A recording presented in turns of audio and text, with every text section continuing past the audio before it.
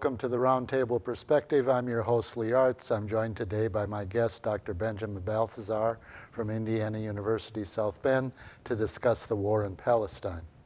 Thank you, Dr. Balthaser, for joining us. Thank you. Lovely to be here. Dr. Balthaser earned his Ph.D. in Literature and Cultural Studies from the University of California in San Diego and his MFA in English in the University of Massachusetts in Amherst. His scholarship, teaching, and creative work addresses relations among social movements, racial identity, and cultural production. His book, Anti-Imperialist Modernism, Race and Transnational Radical Culture, explores the connections between cross-border anti-imperialist movements and modernist culture. He has an upcoming article called Exceptional Whites or Bad Jews, Jewish Radical Subjectivity in the Anti-Zionist Radical in the 1960s Left, which is in a special issue on Zionism, anti-Zionism in Shofar. So today our topic is going to be the Israel-Palestine conflict. I thought we could start, I know there's AIPAC, the American Israeli Political Action Committee, B'nai B'rith, the Anti-Defamation League, and you're a member of Jewish Voice for Peace. Maybe you could explain to us how Jewish Voice for Peace came into being and what its goals are. Yeah, Jewish Voice for Peace was founded in the Bay Area by several Jewish students at Berkeley in the 90s. And it was a response in many ways. There is a sense in the Jewish community that since the 1970s, the Jewish institutional world had been taken over not only by Zionists, but really by kind of right-wing maximalist Zionists, that is, ones who refused to participate in good faith in the peace process, wanted to expand settlements in the West Bank, and really, I think also, too, wanted to dismantle what exists marginally of multi-ethnic democracy within Israel proper. And so, in some ways, Jewish Voice for Peace, I think, represents a long tradition of Jewish criticism of Israel, Jewish anti-Zionism that's both religious and secular, but I think was a direct response to the sense that the Jewish institutional world was actually moving far to the right on Israel than actually the Jewish community writ large, and that there needed to be a kind of counter-response that represented a kind of Jewish human rights tradition, Jewish civil society, and I think really, to be quite honest, that sort of tradition of American Jewish liberalism and progressivism. Yeah, there's been a history of Jewish liberalism. Oh, yes. Support for the civil rights movement. Mm-hmm. They were part of the union movement in the 30s and 40s. Yeah. So yeah, absolutely. Yeah. That leads me to ask another question. Mm-hmm. Again, it's a big topic, but perhaps you can summarize what Zionism means for Israel. I know. Do you want to start in 1917 or what? Right. But I thought maybe just a explanation so the viewers can have some comprehension of what we mean when we talk about Zionism. Yeah, there's a lot to unpack in the term Zionism. And of course, before the State of Israel was founded in 1948 in an expansionist war by the Israelis, Zionism had a lot of different kinds of meanings and implications. There were the kind of binational Zionists that did not actually imagine a Jewish-only state, such as Hannah Arendt, Albert Einstein, Judith Magnus, who represented one strand of Zionism. There are the religious Zionists who basically believed that there would be some messianic future in which Jews would be sort of returned by Moshiach to the land of Israel. And then, of course, there were the people who won, actually, were the revisionist Zionists who imagined a Jewish-only ethno-state in all of the lands west of the Jordan River. And so in some ways you can think about Zionism as, in one sense, part of a centuries, perhaps even millennia-long Jewish religious and cultural tradition that sees the ancient kingdom of Judea as part of its cultural heritage. Yeah.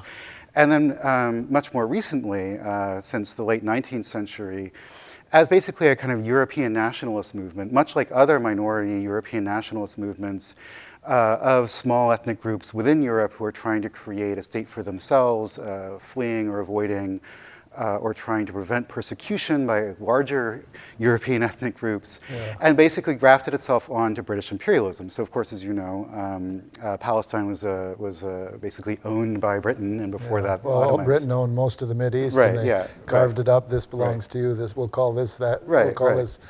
Yeah. Right. And so for reasons of their own, the British thought it would be really nice for them to have essentially a European colony. And the Zionists used that essentially to found a nation state for Jews. And so, of course, there has been a contiguous Jewish presence in historic Palestine, but that was really no more before the sort of massive influx in the late 19th century, and particularly Jews fleeing the Holocaust in the 1930s and 40s.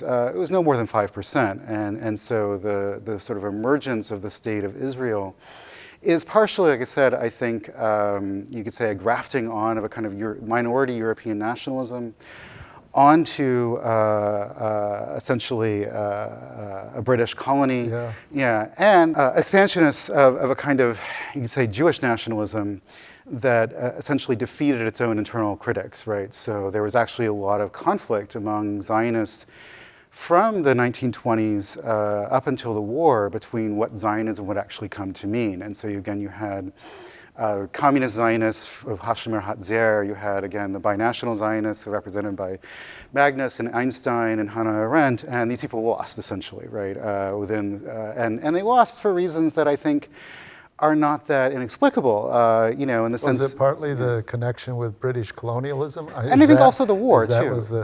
Obviously World War II, it creates a legitimate fear because of the experience. Yeah, and I think also the War of Independence sort of creates this kind of militaristic culture in which, more sort of, you could say, peaceful alternatives or egalitarian alternatives were immediately dashed. So. Well, the recent conflict, at least according to the U.S. media and the U.S. president, it all began on October 7th. Nothing happened before October 7th of note. It was a barbaric attack. Civilians were killed. Everything starts from there. But what you're suggesting is Zionism and the whole idea of a state of Israel began much earlier. Maybe you could provide some context without giving us an entire history of Israel. I'll try to keep it brief. I know it's been 75 years since the founding, so I'm not asking you to give us a... Well, as the great literary critic Frederick Jameson says, always historicize, right? And so to see anything that happens, particularly a spectacular and violent event like the attacks of October 7th, one needs to go back into history and ask, why did people do this? Why did Hamas do this? And of course, I think one has to look at the 75, 80 years of Zionists removing, ethnically cleansing Palestinians from their land, right? So when the 1948 war happened, something like 700,000 Palestinians were cleared out of their homes. And so many of the homes actually that were attacked by Hamas, the kibbutzes, army outposts, and towns of Sderot, were basically former Palestinian villages that had been cleared in the 1948 war. And I think there was a sense after, and then of course there's a second expansion after 1967 when Israel took over the West Bank, Golan Heights and Gaza.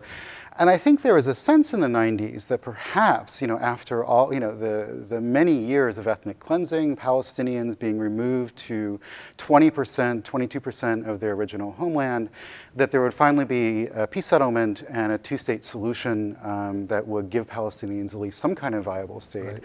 And that has been undermined entirely by the settlement expansion since the Oslo process started. And so while I don't want to excuse the slaughter of civilians by Hamas, one has to also put this in the context of everything else has failed, right? So, the Oslo process failed, the Intifada failed, the PLO was undermined and defeated. And so while I was as horrified, I think, as anybody by the mass slaughter of civilians, I wasn't surprised by it exactly. This is the kind of thing I think that happens when you take away people's rights, pen them into essentially an open-air prison. To suggest an explanation or an understanding is not the same as justifying the action. Yeah, so, I understand that. Yeah, and I would just say, at the risk of sloganeering, that if one really actually cares about peace, human rights, and the cessation of further bloodshed, we need to not only call for an immediate ceasefire, but really call for a real peace, right? So if you take away people's rights, they're going to resist. So I think we have to take that as, realistically. So, if we go back just one more year from the founding of the State of Israel in 1947, my understanding is that the United Nations adopted a resolution, 181, that called for the partition into two states, which sought to divide the British mandate of Palestine and make it, as you said, a Jewish state. Right. So my question is, what right did Britain assume, or what right did the United Nations assume to take land that was occupied by Palestinians, was actually a British mandated Palestinian state? What right did they have to take that land and say, oh, it now belongs to a future this group, Israel? this group rather than that group. Yeah, I mean, that's I would say, I'm not an expert on the internal workings of the UN, but the one thing I do know is that, this was, I think, a geopolitical decision. So I think to the surprise of many, actually, even to myself, before I started actually doing a lot of research on what had kind of moved American political opinion in the 1940s. Because, before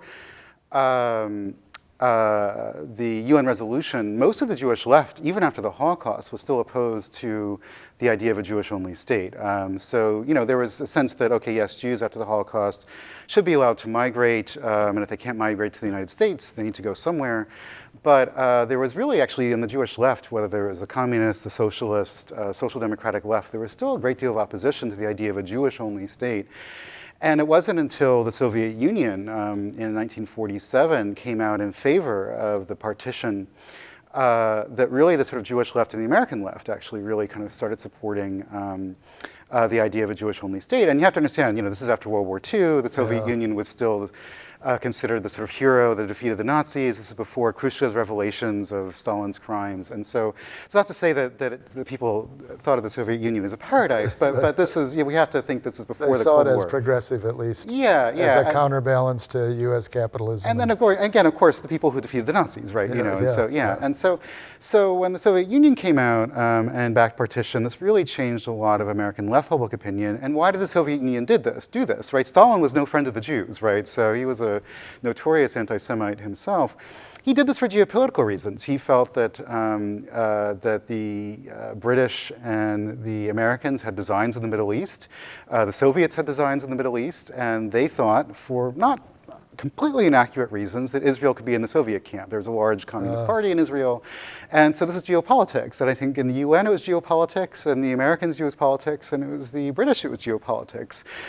They saw a lot of oil in the Middle East, and they thought that, and various groups felt that, not wrongly actually, that the Israelis could be brought into one camp or the other, right? So and they eventually, I guess, they were.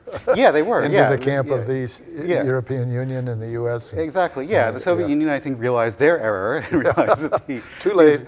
Too late. The Israelis were not going to be coming to their camp, and so the Soviet Union switched sides by 56. Well, really before 56, but by 56 it was pretty clear that Israel was on the side of France and the Europeans, and the Soviet Union started backing Arab nationalist states. But basically, again, there was no, the Palestinians basically were not seen as having rights at all, right? Yeah, and so various powers were basically, as today, were playing, grand politics, people's lives. Yeah, so.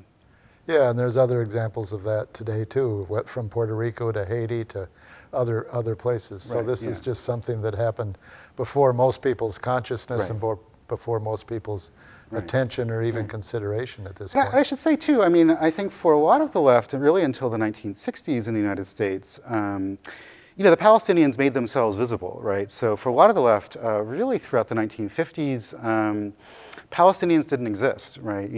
They were just this sort of invisible population, and it was really the PLO, Popular Front for the Liberation of Palestine, the birth of sort of Palestinian civil society, but basically a Palestinian resistance movement that allied itself with basically a kind of the global left, Vietnamese, opposing U.S. imperialism, various Arab nationalist movements, allied and themselves. African too. I mean, the whole idea of self-determination for nations and the rise of anti-colonialism probably fed into the Palestinian movement being recognized and identified with. Exactly. So it was the Palestinians, sort of their own self-determination and their alignment with other colonized people who were looking for their self-determination that brought their cause to the world's attention. And of course, in the United States context, it was really the Black left that first recognized Palestine. It was the Student Nonviolent Coordinating Committee. It was a Black Panther Party that really recognized Palestinian struggle as legitimate. And then, of course, sort of larger American left followed suit immediately. They were following. So Students for Democratic Society,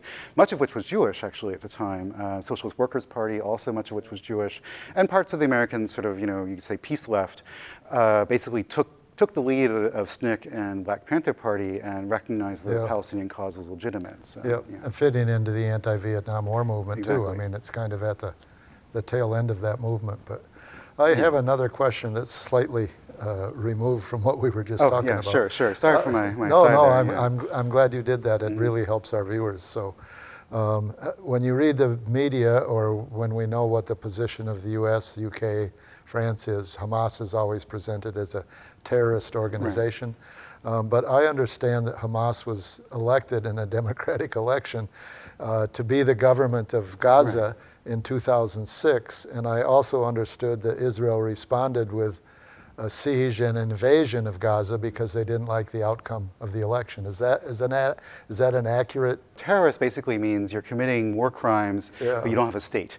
And so, Israel commits war crimes. Hamas has committed war crimes. The difference between Israel and Hamas, obviously, is Israel is many more bombs and airplanes and a state behind it, right? And Hamas does not. However, they were elected legitimately in an election. Actually, an election not of their choosing. It was actually one of these grand ironies. The Bush administration policy was they're going to bring democracy to the Middle East. Well, I raised that because at that point Hamas was like playing by the rules. We're going to run an election. We're going to advocate on behalf of the Palestinians in Gaza. They would have some differences with the Palestinian Authority in the West Bank, but they essentially were working in what you might call a peaceful or a liberal democracy fashion. I'm sure they may have been up to some other activities at the same time, but for a period of time until Israel continued to respond to the fact that they didn't like Hamas. Although one of the things I've read recently is Netanyahu spoke to the Knesset in 2019 and said, if we want to get rid of the possibility of a Palestinian state, we have to support Hamas and send them money. Which is kind of a very strange. It's a very complicated. It's a very complicated situation. But I would say, I think one of the things that perhaps makes it simple is that there was a time, after the election of Hamas in Gaza, that Hamas was willing to moderate its position. So, it dropped its, we're going to push all the Jews into the sea, said we'll accept a two-state solution on the 1967 borders, amended its charter to say that, our war is against, political manifestations of Zionism, not Jews, and was willing to negotiate, and of course, Israel wanted none of this, declared a siege, basically, and a siege is illegal, right? This is one of the longest sieges in modern... By international law, by the Geneva Convention. It's illegal, it's actually an act of war, right? So, and this is one of the longest sieges in modern history, and the siege basically, it's as... it's down to like the calorie count, of individual Gazans. How much they're going to eat every day is up to Israel. And so again, I don't want to get boxed into a position where I'm justifying the slaughter of Israeli civilians, but one has to say, people have been trying every single route possible to a peaceful, egalitarian solution to Israeli expansionism, settler colonialism, the expansion of settlements, pogroms in the West Bank. And it is only through, I think, the erasure of this sense of peaceful possibility that we get to this catastrophe that we're in right now. People actually often will ask me, why do you support the BDS movement? Do you hate Israelis? No, actually, I don't hate Israelis at all. Actually, it's precisely because I knew that a catastrophe like this was inevitable if a peaceful resolution was not possible, right? And so my engagement with the attempt to push Israel through diplomatic means, through sanctions, was precisely because I felt avoid that, this, yes. Yeah, to avoid this kind of response. violent catastrophe, right? And if Israel was not able to do it internally through its own democratic process, some kind of external international pressure needed to be applied. And so this is exactly the culmination of what I was afraid of, Israel is attacking the Palestinian territories. There's no Palestinian state. What do you think Israel's end game looks like? Is it a campaign against Hamas, or is it a campaign that wants to eliminate all the Palestinians, like the U.S. kind of removed all of the Native Americans? I mean, I know this is beyond, we don't have any evidence, we don't have a statement. Although I know some of the Israeli government has said, we want a Nakba, which is removing Well, we want a bigger Nakba this time. Right. Well, as Walter Benjamin famously said in his thesis in philosophy of history, rabbis were forbidden from foretelling the future because, but you're not a rabbi. Yes. Right. So that caveat aside, I think in one sense, if you look at some of the statements, Israel famously has the most right-wing government in anybody's memory, right? So, and Netanyahu and many others have made maximalist and eliminationist statements. So, as you just mentioned, Netanyahu basically said this is going to be our second war of independence, right? I.e., second Nakba, right? Second elimination of the Palestinians. My sense actually is that Israel hasn't really had a strategy. I mean, there's also Smotrich, who basically has a plan essentially to eliminate Palestinians from Gaza and further create Bantustans in the West Bank and see if he can remove as many Palestinians from the West Bank as he possibly can. But my sense actually is that Israel doesn't really have a long-term plan. They're basically reacting to events. Reacting to events, and their long-term plan is to keep the settlers, the extremists, happy, to not oppose the extremists, to not oppose the military, and basically the to extremists, the settlers, on the other hand, are going to continue to remove Palestinians. Right, from exactly. their home. So by that I mean, not making a direct connection, but if you're going to keep the settlers happy, which means they want Palestinian land, and you're going to defend that militarily, that's essentially removing Palestinians. Right. It's in the same way you could say that Indian removal in the United States didn't really have a plan, right? There were various moments in which various figures had sort of small micro plans, right?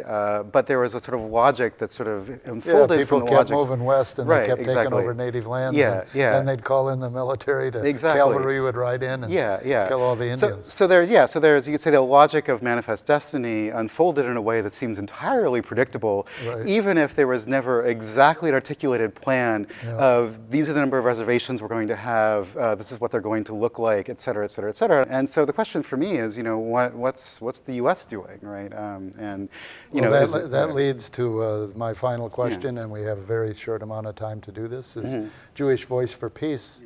Their call right now is for what? I mean, how do they intervene into these events that are unfolding? What does Jewish Voice for Peace advocate now? Well, right now, Jewish Voice for Peace is calling for a ceasefire. So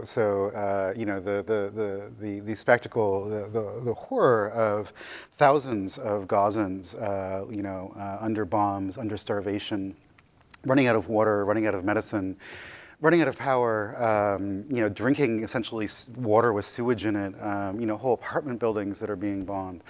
Is just unbearable. And so I think that is the immediate question, or the immediate thing that JVP and other progressive Jews, like If Not Now, Never Again Action, are calling for. The long term, Jewish Voice for Peace, in coalition with Palestinian civil society, Black Lives Matter in the United States, are calling for basically, everyone's democratic rights to be respected. That there's no reason why Palestinians should not have the same democratic rights as everyone else, right? There's no reason why we should allow a Jewish majority state to deny Palestinians democratic rights that everybody else in America, or at least most people, we expect those here, yes. Yeah, Why wouldn't you expect them in any other state, right? Liberal democracy? Exactly, particularly a state that America pretends to support, right? So this is what JVP is calling for, and JVP has allied itself, again, with nonviolent civil society in Palestine that have basically called for democratic action and international law to be observed. And in response, like I said, if Israel cannot abide by these things, to call upon sanctions and a boycott of the Israeli state and military apparatus until those things can happen. Seems like a plan. Let's hope so. We'll Yes, see how it goes. I'm sorry, Dr. Balthaser. That's all the time we have today on our program. I want to thank Dr. Balthaser for joining me today on the Roundtable Perspective. I'm Lee Artz. See you next time.